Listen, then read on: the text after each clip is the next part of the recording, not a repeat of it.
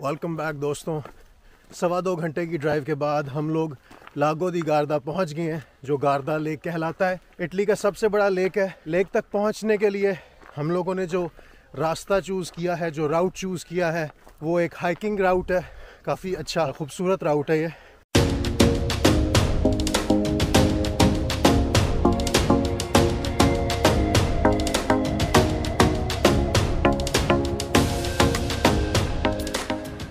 तो दोस्तों ये रोड ट्रिप शुरू हुआ था रोम से। रोम से हम लोग पहुंचे टोस्काना, जिसको अंग्रेजी में टस्कनी भी बोलते हैं। उसके बाद हम लोग पहुंचे एमिलिया रोमानिया, जहां का खाना बहुत लजीज है। एमिलिया रोमानिया में स्टे के बाद हम लोग पहुंचे वेनेतो। वेनेतो में हम रुके एक रिफ्यूज में, जिसका नाम है रिफ्यूजो कैंपो ग्रोसो। और उसके बाद आज हम लोग पहुंचे हैं लागो दी गार्दा, जिसके बाद हम लोग जाएंगे ट्रेंटिनो।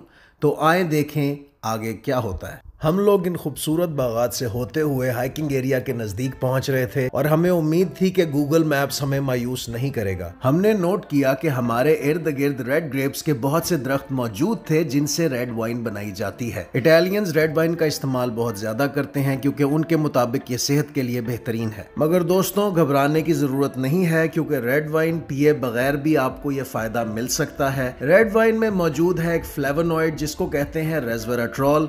अगर आप उसका इस्तेमाल करें, उसका सप्लीमेंट यूज करें, तो वो हार्ट हेल्थ के लिए बेहतरीन है। तो दोस्तों ये हाइक है बुसाते से तेम्पेस्ता तक। ये बिल्कुल पैरेलल है आपका जो गार्दा लेक है उसके साथ है। अगर आप एक सर्टेन पॉइंट पे जाएंगे तो आपको लेक गार्दा नजर भी आएगा इस हाइक से। तो तस्वीरें देखी हैं मैंने, काफ़ी खूबसूरत है।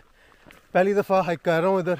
आप सभी वीडियो शेयर करते हैं, आप अपनी राय का इजहार करें कमेंट सेक्शन में और बताएं आपको कैसा लगा। दोस्तों बुसाते तेम्पेस्ता के बारे में मेन स्ट्रीम टूरिस्ट्स को नहीं पता, लेकिन लोकल्स को पता है। इसलिए यहाँ पे बड़ी जल्दी रश हो जाता है। तो बेहतर यही है कि आप सुबह 9 बजे तक इधर पहुँच जाएं। तो दोस्तों आप देख सकते हैं साथ साथ आपको लेक का व्यू मिल रहा है और साथ साथ हाइक हो रही है। कैसा है फिर? आ रही है ना मज़ा? है ना मज़ेदार? इटली को बेल पाएस इसीलिए बोलते हैं कि खूबसूरत धरती या खूबसूरत लैंड।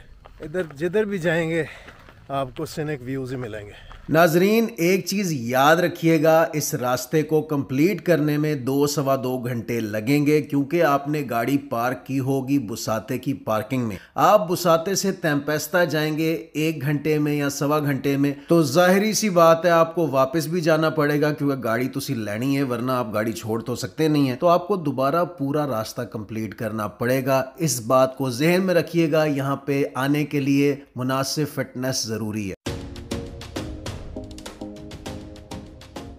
दोस्तों गार्दा लेक वो वाहिद लेक है जो इटली के 3 रीजन्स में आता है। वो 3 रीजन्स हैं वेनेतो, लोम्बार्दिया और ट्रेंटिनो। और इसके नज़ारे ऐसे हैं जो रूह को तरोताज़ा कर दें। जाते हुए तो रूह को तरोताज़ा कर रहे थे मनाजिर, लेकिन वापसी पे मेरी मत मारी गई। इतनी ज़्यादा सीढ़ियाँ चढ़नी पड़ी कि लग पता गया। मजाक के अलावा इतना बुरा भी नहीं था, मैं सिर्फ आपसे मजाक कर रहा हूँ। लेकिन यकीन मानिए अच्छी खासी वर्जिश होगी और आपकी टांगों के मसल्स शल हो जाएंगे, और इसी का नाम एक्टिव वेकेशन है। A few moments later. आप लोगों ने सोचा होगा कि मैं आप लोगों को दूर से ही लेक दिखाऊंगा। नहीं जी नहीं, ऐसी कोई बात नहीं है। करीब से लेक के व्यूज दिखाएंगे। आप देखें ये है लागो दी गार्दा।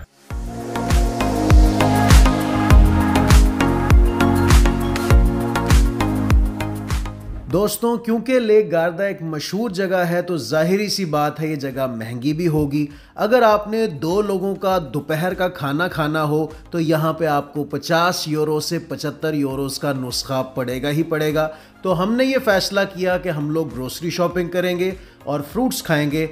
इस तरह हमारा बजट भी डिस्टर्ब नहीं होगा और डाइट भी हेल्दी रहेगी। दोस्तों मैंने इस खूबसूरत जगह की कुछ रील्स भी बनाई थी और इसी मौके पे मैं आपसे शेयर करूंगा अपने इंस्टाग्राम अकाउंट्स। मेरे 2 इंस्टाग्राम अकाउंट्स हैं। मेन अकाउंट फिटनेस का वे मोर फिट है और दूसरा अकाउंट है जिंदा दिल हूँ मैं, जो कि व्लॉग्स के लिए है। दोस्तों इसी तरह हंसते खेलते 4:30 बज चुके थे और अब वक्त आ चुका था आगे बढ़ने का। तो हमने आगे बढ़ने का फैसला किया और अब हम लोग निकल पड़े थे ट्रेंटिनो के लिए। सुबह ड्राइविंग करने के बाद, घूमने फिरने के बाद, हाइकिंग करने के बाद हम लोग थक जरूर चुके थे और अभी 3.25 घंटे की ड्राइव बाकी थी। लेकिन क्योंकि खूबसूरत मनाजिर सामने थे, रोड बेहतरीन थी और गाड़ी कंफर्टेबल थी, इसलिए हमें सफर का पता ही नहीं चला। दोस्तों मैं आपको बताता चलूं, अगर आपने इटली में या यूरोप में रोड ट्रिप्स करने हैं तो एक रिलायबल, कंफर्टेबल और अच्छी गाड़ी का होना बहुत जरूरी है। ट्रेंटिनो रीजन हू बहू स्विट्जरलैंड जैसा दिखता है और कुछ इलाके इवन ऑस्ट्रिया जैसे दिखते हैं, क्योंकि यहाँ से नॉर्थ कुछ 100 किलोमीटर के फासले पे ऑस्ट्रियन बॉर्डर भी मौजूद है और स्विस बॉर्डर भी मौजूद है और इसीलिए इस रीजन में जर्मन भी बोली जाती है और इटालियन भी। A few moments later. शाम के ऑलमोस्ट 7:45 बज चुके थे और हम लोग ट्रेंटिनो के बिल्कुल करीब थे।